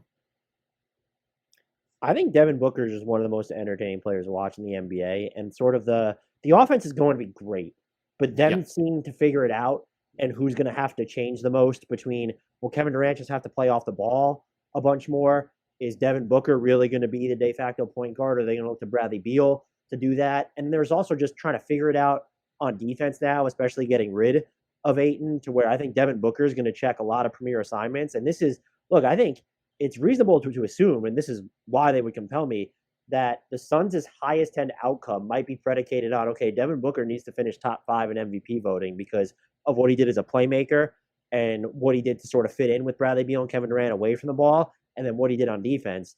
And I think the rotation is going to be open to experimentation. How are they going to futz and fiddle with their closing lineup, where I think you can argue, you probably could have argued before, even with Ayton, there are 2 spots up for grabs. Like, do we get Kevin Durant at the 5 so that Nurkic is on the bench? And then who are just those players that are coming in and out? Who's starting? What are the lineups they're leaning on the most? And I'd also just like to point out, I never doubted Yusuf Nurkic for a second. Always thought he was a top 5 center in the NBA. And shout out to him for pointing out the uselessness of gun violence and ownership in America at Suns Media Day. So he's my new He's among my new superheroes. Never doubt him for a second, though. Yeah, that was awesome. That was awesome. Yeah, that was nice. So I mean, I've got them number one because I'm so fascinated to see the combination of Booker, Beal, and Durant. I mean, I know they kind of got stomped in the playoffs. Like the 4 games they lost, the Nuggets blasted them in 3 of the 4. But man, those 2 games that they won, where Booker and Durant were just going bananas. Now you add Bradley Beal to that mix as well. I mean, this probably, how they coalesce this year probably decides the Western Conference. Like, I think they have the highest end outcome of any team in the West, but obviously injuries could factor in, and, they cleaned up as well as they could have in free agency, but since they had Ayton at the time, they didn't have the taxpayer MLE. Like, they just signed a bunch of guys to min deals, seeing who wins those battles between, Keita Bates-Diop and Yuta Watanabe, Eric Gordon, so on down the line. Who's going to be the underserving 6th man because they're all, like, at best 8th man. Yeah. Well, I mean, Eric Gordon might be by default. Yeah, definitely at best an 8th man because he's 89 years old. Yes. Yeah, so I'm just fascinated to see how all of that fits together, because we really didn't even see KD and Booker that much together. What did they play together? Like 8 games in the regular season. Like, this is all still, it's all still pretty new. So I think of all of the top end teams that have big questions to answer, I know Milwaukee and Boston we'll get to shortly, but I think Phoenix, they have the most questions to answer going into the season. And, I'm fascinated to see how it plays out, even though I will be catching most of their games the next morning. So we have a tie at number 5 between the Boston Celtics and Indiana Pacers. Dan, you were highest on the Pacers at number 2 overall. Mort, you had them 6. I regrettably had them 10th. And I'd like to apologize to Caitlin Cooper and all Pacers fans out there for that. Dan, why do you have them at number 2? Maybe overcompensating for last year when I had them at number 27, but also this team plays frenetically fast. Yeah. And I'm talking, you watch them, and even Caitlin Cooper has written extensively about, like, just look at where Tyrese Halliburton's head is pointed, like before he's even catching the ball. After makes, not even just after misses and grabbing the rebound or getting the outlet pass. This team is going to play fast and furious. And also, I think one of the things that flew under the radar last year, by the way, getting Obi Toppin is just a win for me. My guy Obi, he might start there. They really catered to, we're just going to play guards as forwards, play super small, run 5 out. They're doing the same thing again this year when you look at the roster. And there's obviously to just be intrigued by watching Hallie, watching the continued development of Benedict Mathurin. I have no clue what Jarris Walker is going to be on offense, but I'd like to watch it. And so there's sort of these projects when you're looking at Obi and Jarris Walker and Benedict Mathurin, but then there's just the creativity of, Andrew Nembhard is just probably going to defend some power forwards again. That's actually something that's going to happen. But just the offense in general, when you look at the passes that could be made at any level of the floor, the transition threes that are going to be made because of Tyrese Halliburton and guys are going to get out and they know where to be on the floor when they're spacing it so well. This team is going to be, it wouldn't shock me if number 2 is too low. If they're just if the single most entertaining watch in all basketball. Now, because they have a lower ceiling than I think of some of these other teams, maybe I was a little bit aggressive where, could we see the Pacers maybe pull back a little bit like we did this past year? I mean, sure, but they're kind of set up to do the whole, we're rebuilding, but we're still trying to compete thing. And just the offense alone, it's going to be fast, furious, maybe even efficient. And the personnel they have, I think, just lends itself to a ton of amazingly small, off the beat, quirky, weirdo lineups that I'm going to love. So I'm kind of concerned about one thing. That's why I put them outside the top 5, because otherwise I would have had them in there. That was the Buddy Hield trade request. Not because Buddy Hield himself is, that extraordinary of a player, but what he offers is a widening of the driving lanes. He offers a spaced out floor. This team, without him, takes a significant step down as a 3-point threat, specifically. It's really only Halliburton who's like a truly elite 3-point shooter on that team. Everyone else is kind of wobbly, kind of shaky a little bit. I mean, even your boy Obi, the efficiency still needs to get up there at a level where you can really count on him reliably. And that has me concerned if they move off of Buddy Hield and doesn't get in, another guy who can really space the floor on high volume and high efficiency, because teams will be able to cramp that court a lot and it'll work. And that could make me a little bit questionable about how efficient that offense overall is going to be. I'm also worried about the Buddy Hield trade because I bet on his next regular season minute being for the Indiana Pacers. So if they would like to hold off for a couple weeks to make that trade, that'd be great. I mean, he's going into training camp. He's preparing to play for the Pacers this season because he's a guy who actually, locked a trade request and still respects his contract. Oh, you could do that? I had no idea. Actually do that. Yeah. Wow. It's weird. Who knew? Weird. It's called the non-Harden special. It's called. Yeah. I mean, again, the Pacers are going to be super, super fun. It's just, I don't expect them to be in title contention this year, and I think. And that's why you penalize them by having them 10th, because you're a hater. Yeah, that's correct. Right. The team they are tied with, though, the Boston Celtics, I was the highest on at 3. Dan, you had them at 5. Mort, you had them at 10. I mean, the defensive possibility of Drew Holiday, Derek White, Jason Tatum, Jaylen Brown, Al Horford is hellacious.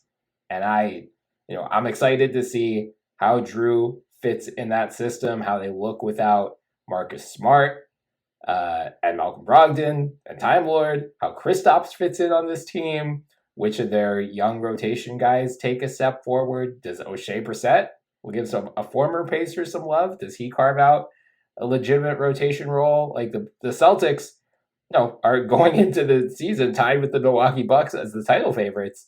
And there's a lot we don't know about them and how they fit together. Like on paper, it should be awesome, but I want to see how it materializes. And I'm just fascinated by, this is. I give them a ton of credit for doing it because it takes a lot of courage, to have a team that's consistently in the Eastern Conference Finals and Finals mix and say, you know what, we haven't gotten over a hump. This isn't good enough. We gotta keep upping the ante, and they did. We'll see if it works out. Why'd you have them outside of your top 5? You're the only one of us who did. So a guy I enjoy watching less than Bradley Beal is Drew Holiday. Defensively, he's awesome, but again, like I stated already, I like offense. I like watching offense more than I do defense. That's not to say I don't enjoy watching defense. Defensively, he's right up there.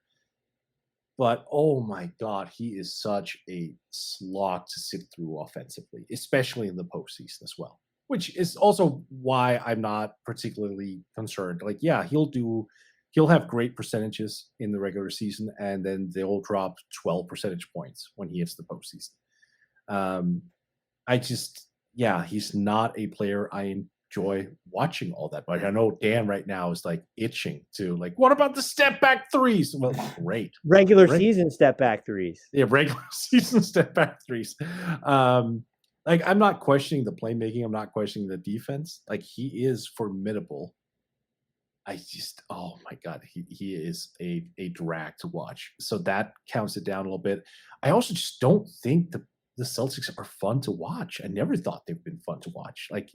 When is the last time they really had an interesting, high-flying, high-electricity product? I don't remember, Bird days back when. I mean, even the Paul Pierce, Kevin Garnett, Ray Allen days, it was still defense first, structure. You never really had anyone kind of popping out of that and going, well, screw you guys, I'm going for 52, right? I need that a little bit more. Tatum does have that ability, but I feel that he is being limited in once in a while because, we have Jaylen Brown who needs to also get involved, and now he's a scorer and not particularly efficient at it. I don't know. I still enjoy watching Boston. I mean, hell, I have them 10th for all that matters, but there are definitely teams ahead of them that I think are far more engaging, far more interesting for me personally. They made the decision to move off of Marcus Smart to go into this Kristaps Porzingis direction, and it looked like they were going to lean on 2 bigs, but then they trade Time Lord, and so I guess they're still going to stick with 1 bigs. They'll have maybe the single-digit jersey number starting lineup, but they've made like stylistic adjustments and concessions with I'm not entirely sure raising their ceiling. And there feels like there's still real combustibility potential here because you're now probably a net plus in playmaking going from Marcus Smart to Drew Holiday, but like Drew Holiday still is an imperfect shot creator. And so like your best dual create from scratch while setting up everyone else player is still Jason Tatum. And so you haven't like even leaned into like, even if you consider Drew Holiday pass first, like he's still not that caps lock floor general. That's never been, he would sort of defer to Chris Middleton in those areas in Milwaukee. And so you're alleviating the pressure on Jaylen Brown and Derek White, and maybe Peyton Pritchard a little bit, but you're also not because you did lose playmaking on the front line in RW3 when you look at what he can do out of the short roll. Like Kristaps Porzingis probably his best playmaking campaign of the year last season, but it was for the nondescript Wizards. How are you supposed to count on him to be healthy? He's already dealing with plantar fascia issues. And like, I guess he increases your shot creation, but again, this is all predicated on, is he going to hit those fadeaways and fallaways like he was hitting in Washington at a clip unlike any other we've ever seen from him? I understand. I should say, I don't really understand the Celtics. And that's what is, they are still going to be a really good team, but I'm still trying to understand how good. Are they potentially any better than they were last year or in 2022? There is so much that could go right. And I'm still just wondering, what does that mean for their highest end outcome? But there's still so much that can go wrong. I think they're still probably a little less versatile on defense by losing Grant Williams, by losing Marcus Smart, by losing Time Lord now. And so, like, yeah, you gain some of that back with Drew Holiday, but I don't think enough of it. And I don't know if you've juiced up your playmaking and shot creation enough to say, well, our offensive ceiling is just so much higher. And looming over all this is just like, you have the best top six in basketball. Everything else after that is just a wild card, from Peyton Pritchard to Sam Hauser. I know they really like Luke Cornett. I have to see it because I don't think they're going to play a particularly riveting style of basketball. But what is the sum of everything that they've just done? I need to see it. I have to see it. I'm going to see it. So let's go from one title to contender to another. The San Antonio Spurs come in at number 4 for us. They were your number 1 team. I had them 6. Dan, you had them 9, which, I think it goes without saying Wemby put them in the top 10 for all 3 of us. And frankly, it's incredible that a team that had, was one of the worst teams in the NBA last year is this high for all of us. Was Wemby the only reason you have them at number 1, or are there other things you're also intrigued by in San Antonio? I mean, yeah, of course there are other things that I'm intrigued about, but no, he is clearly the reason why they catapulted themselves up to number 1 specifically. Yes, obviously, I'm not going to sit here and lie, but that doesn't mean that I don't find other pieces of the roster intriguing. I mean, Jeremy Sohan, I love his activity level. I'm also curious, like, where does he fit in all of this? Because they want to have a big player next to Wemby. Sohan isn't that. So, like, how will they mix and match that? Because that's a pairing that they've talked about, like, they want to see as well. Obviously, Devin Vassell, I think he's bound to have a huge year. We already saw some of that last year. Malachi Branham is a guy who I think flies on the radar a lot, already has one of the best push shots and floaters in the league as a rookie. Really has a wonderful timing on his release. And I think offensively speaking, there's a lot more to squeeze out of him. I'm worried about their point guard play overall. Like Trey Jones, cool, had a solid season last year. That's one of the things that I also will be tuning in to see. Can he live up to being that point guard who gets Wembanyama the ball initially? Or is he someone who will need to be replaced sooner than later? That's a big question mark for me. So I'll be tuning in to see that too. I do like him as a player though. Keldon Johnson, I actually think there is something interesting with him. I think he's gotten forgotten because the Spurs have been irrelevant for a couple of years. Great knack for scoring the ball, sturdy, big, surprisingly good rebounder. I like watching him play. I was about to say love. I don't do that, but I like watching him play at the very least. So I think they have a very interesting group, but Wemby, of course, is the main attraction here. I mean, I'm not going to sit here and lie. That's fair. I mean, yeah, Devin Vassell, the new $146 million man as well. Nice to see him get paid, and it'll be nice to see people. The reaction when that dollar sign came out was like, "How much did he get paid?" So I'll be excited to see him make a lot of people eat their words in the coming years. Well, that's because people still don't understand the concept of cap percentage. Yeah, well, and also the only two things on it is one, the Spurs the past years have played pretty fast in the absence of having like the half court offensive methodology. They're probably still going to go that route. That's fun. And two, and most importantly, I would drink Devin Vassell's bathwater. Well, on that note, let's go to number 3 on our list. The Sacramento Kings are Sacramento you're such Kings. A hater. You're such a hater on the Kings. I had them highest last year at number 8. You guys both had them outside the top 10 last year. I've got them lowest at 7th this year. So what? Because we had them low last year, and now we actually know who they are, and what? You penalized them? Yeah, because we know who they are, because they didn't make any major moves this offseason. Oh my God! What? Phoenix and Milwaukee and Boston did. Sasha Vesenkov at all? Are you really comparing him to Drew Holiday and Damian Lillard? I'm saying that they made a real upgrade. Vesenkov is extremely good. He might be one of the best off-ball players he was definitely the best off-ball player who wasn't in the NBA. This guy is like the power forward version of Klay Thompson in the sense that he doesn't need dribbles at all to produce like 18 points. And he is going to weave himself instantly into that offense. And for anyone sitting around, we didn't make a great upgrade. Like, yeah, they did. You were just not paying attention to what was happening across the pond. Trust me, Vesenkov is a major upgrade. You'll love him. That may be true. I think I'm going to like Damian Lillard a little bit more, but maybe I'm wrong. Apples and oranges. Wow. Okay. It's not apples and oranges. I like the teams above. Phoenix, Milwaukee, Boston are all above the Kings for me. All 3 of them added a NBA All-Star to their teams this year. OKC is above them for me because I'm a Thunder fan. Who else? Spurs because of Wemby, and then Denver for obvious reasons. Like, this is not hating to have the Kings at 7. It's sure. Just, okay, Brian. Okay. I think they're more of a known commodity than the teams that I have above them. With that said, Dan, you've got them at number 3. Yeah, they defended well in the postseason last year, so I don't want to dismiss that, but they looked at their defense from last season. There were some good indicators. They rebound the basketball, they defend deep into the shot clock, yada, yada, yada. But they looked at last year's defense and said, you know what?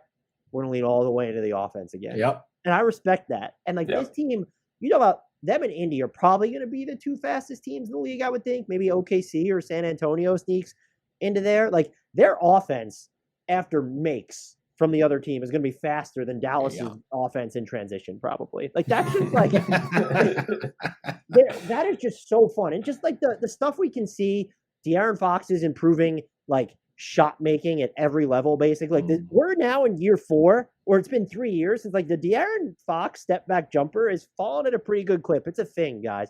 Keegan Murray, look at what he did in Summer League. It felt very much like, I don't know if they'll have the touches to do this, but we said the same thing about Desmond Bane. It felt very Desmond Bane, year 2 in Summer League, made that leap on the ball, comes out like gangbusters the next season as a sophomore. That could be Keegan Murray. Domas Sabonis, I'll watch him just destroy guys on screens and drop dives, and the dribble handoff game is really fun in Sacramento. Malik Monk, the chemistry he has with Domas. I think an underrated part is you go ahead and you trade for Chris Duarte, who had excellent synergy with Domas Sabonis in Indiana. Yeah. They sort of rekindle some of that. Mort mentioned Vesenkov, and he's supposed to be just like a terrific shooter. I know very little about him. This team's like, this might just be a team that's going to score. If we set the over-under on the amount of times they score 140 plus points this season at 9.5, are you taking the over or the under? Is that even like lower than what they did last year? I have no idea. Offense sells in these rankings. I think the broadcast is fun. I love the light, the beam stuff. The atmosphere too, which I tried to factor in, not super heavily, but like the ambiance of Kings fans on Twitter and both in the arena. That's just fun. Like, this team is fun. So Brian doesn't like fun. So he's a Sixers fan, so he doesn't know what it is. I will say this ranking by you, Brian, is very the Sixers deciding that Sam Hinkie couldn't be in charge anymore. Like, this is well, I'll say this. having gone through every stage of a rebuild at this point and about to start another one, the Kings just went through arguably the most fun part of a rebuild, the season where you blow expectations out of the water is awesome because no one, you go into a season with no expectations and you go out and almost knock off the defending champions, make the playoffs for the first time in 16 years, blah, blah, blah, blah, blah. Now people are expecting things out of the Kings, and I hope they live up to it, and I hope they remain young, fun. Their fans are still, not getting beaten over the head for the next 15 years, but I do have that slight concern in the back of my head that, a lot of these other teams in the West, like Phoenix leveled up, or at least potentially leveled up significantly. But the Kings did too. They didn't stand still. Like the scrap that you're talking about, though, that happens when teams overproduce. Then they stand pat because they're thinking, oh, well, we're in it now. We're great. And then they don't really go out and proactively make some moves. This team got better. The Kings got better. I hope so. I just don't want them to rush. I'm worried. Are you just mad that they decided to give up a first-round pick in the name of bringing over an older rookie and also paying their own player when they didn't have to? Is that what this? Are you arguing for that?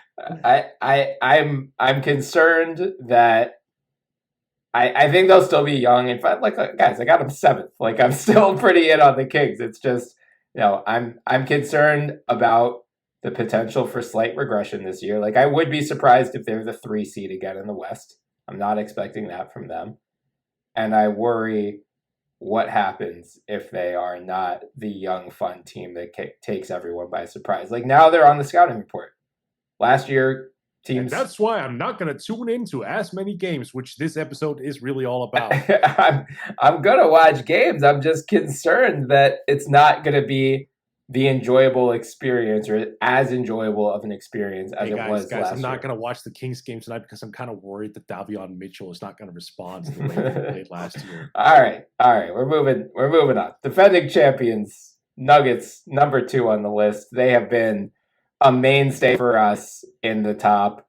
Let me see. They were number 1 overall last year, although all of us had them at 3. They were 2nd the year before that as well. I mean, Jokic, speaks for himself, and Jamal Murray's awesome. Michael Porter Jr. is awesome. Seeing how all of the young kids step up in the absence of guys like Bruce Brown and Jeff Green will be really fun. The position battles outside of the starting 5 should be awesome. But Mort, you had them 3. Dan, you had them 4. I had them 5. So universal agreement that they are going to be very fun to watch this year. And the Milwaukee Bucks, guys, all 3 of us had them in the top 2. Dan, you had the 1 overall. Mort and I both had them 2. I mean, I think this question probably answers itself, Dan, but why do you have the Milwaukee Bucks as your number 1 league pass team this year? Please say Pat Connaughton. Bobby Portis. It's the Marjon Beauchamp bandwagon, fellas. Yeah. Now all you can. So it's the Celtics theory, but sort of on steroids, because they have never just had a pick and roll half court scorer like this in Damian. Like, is Giannis just going to set screens for Dame before Dame even crosses half court? Is that how they're going to run the pick and roll there? They should. And so it's like, that's going to be entertaining. But then it's also like, okay, they've made defensive concessions now because Jrue Holiday is gone. That was the only real premier wing defender they had. And so you're making the bet that, well, we have Giannis and Brook Lopez on the back line. Yeah, that's probably a top 5 defense anyway. But Brook Lopez is getting pretty old. Any sort of regression from him winds up being massive. And now you're at the point where even if Brook Lopez is Brook Lopez, are you asking yourself, or are we asking Chris Middleton or Giannis to actually go and check individual players? All the sort of lazy inquiries of, well, why isn't Giannis guarding Jimmy Butler? Because that's not how the Bucks scheme works. They have a new coach, and now looking at their personnel, it's like, well, will that be a fair question to ask? Like, is Giannis just going to have to do that a little bit more often now? I have no idea. I want to see what the defense looks like on this, but I also think, is there a better duo on paper, because we haven't seen it on the court, than Damian Lillard and Giannis right now, just in theory? I mean, there's KD and Booker, And that's like really the only one. I'm like, it's not Kyrie and Luka. Like, they're not going to be better just because of what Giannis does on the defensive end. And like, are we going to see more of, okay, Giannis was a play finisher a lot during sort of that finals run that the Bucks were able to hoist the championship banner? Is there going to be more of that now? Do they maybe lean in a little bit more to Giannis at center, even though they have Bobby Portis, just to try and counteract? Like, well, we just need to keep upping the offensive advantage here. And now it's, okay, well, we're one. I'm still sort of flabbergasted that this is not the team Reggie Bullock signed with. I know that they went out and got campaign, but this just felt like a no-brainer to me. So it's, okay, Pat Connaughton or Malik Beasley or Jay Crowder, like these guys are all of a sudden really important, or are they going to really go off the beaten path and say, what, Andre Jackson Jr., like you have the physical tools. We have no fucking idea how it's going to look, and this could be a disaster, but you go out there now. There's going to have to be a lot of experimentation and just adding the layer of, well, this is a rookie head coach that Giannis approved. And then there's still the pressure of, okay, Giannis has said he's going to sign the extension, but you've had Giannis for the past few months threatening to run from the grind. You have Damian Lillard, who just decided that running from the grind is excellent form of cardio. And like, there's still pressure on if this season goes awry or you don't make the conference finals or you flame out in unspectacular fashion in the playoffs, Dame can still just turn around and be unhappy. Giannis isn't going to sign his extension this year. That's going to be some uncertainty caked in. And there's even just the storyline of, well, what does Chris Middleton look like? He had another knee procedure. He looked really good on offense by the time the playoffs rolled around. He has not looked great on defense for the past year or so. And as I already mentioned, is he going to have to take on some of these premier defensive assignments? I think the Bucks probably have the highest ceiling of anybody in the Eastern Conference. I know a lot of people are going to think it's Boston. I've even entertained that it could be Cleveland. But like, there's so much that could go wrong. There's even more that could go right. I'm just so unbelievably, immeasurably intrigued by this team right now. Yep. Yeah. Yeah. No argument. I mean, it's going to be, again, so fun that so many teams at the top of the NBA have these huge questions coming in to the season. Because I feel like I can't remember another season where this many teams made these types of moves to this scale. It's going to make for a fun title race. It's going to, all these rebuilding teams. Like I'm very excited to see the internal development for all of them, especially my beloved Oklahoma City Thunder. But Orlando, Indiana, Detroit, frankly, I mean, I feel like I say this every year at the end of this episode, but you do. There are very few teams that I don't want to watch. The NBA is just in an incredible place right now, and we should all, despite how toxic Twitter can be at times, particularly from certain fan bases or sections of Twitter. Heat fans. Did you mean media? Is there a difference? Fair enough. Yeah. I mean, I'm very not excited for the Sixers portion of the season, but excited for the season. What a weird thing to say when you're a Thunder fan. I know. Well, see, that is why I'm a Thunder fan. Now I've switched over. I could be excited if I was a Sixers fan, I wouldn't be excited about the season. But now I could actually get pumped that we are 3 weeks away. So as always, this episode ran outrageously long. So thank you all for hanging out with us. We hope you enjoyed. Dan, one more time, can you let our listeners know where they can find you on social media, where they can find your work? At Dan Favale, Favale, all over the place. You can just Google me and check out the Hardwood Knocks NBA podcast spelled exactly as it sounds. Perfect. Yes, please give Dan a follow. Dan and Grant do great work at Hardwood Knocks and at Bleacher Report, where they'll both be covering the NBA at large this year. And thank you all, as always, for listening in today. Please follow us on Twitter at the NBA Pod. You can find our Twitter handles in our bio, so give us a follow as well. We are also on Blue Sky at the same handle, so please check us out there. And you can find the podcast on iTunes and wherever else podcasts are found. On iTunes, please subscribe, download, leave some 5-star reviews. Until next time, I'm Brian Toporek, and I was joined, as always, by Morton Jensen and by our very special guest, longtime friend of the show, Dan Favale. Gentlemen, have a good rest of the night, and let's talk soon. Thanks so much, guys.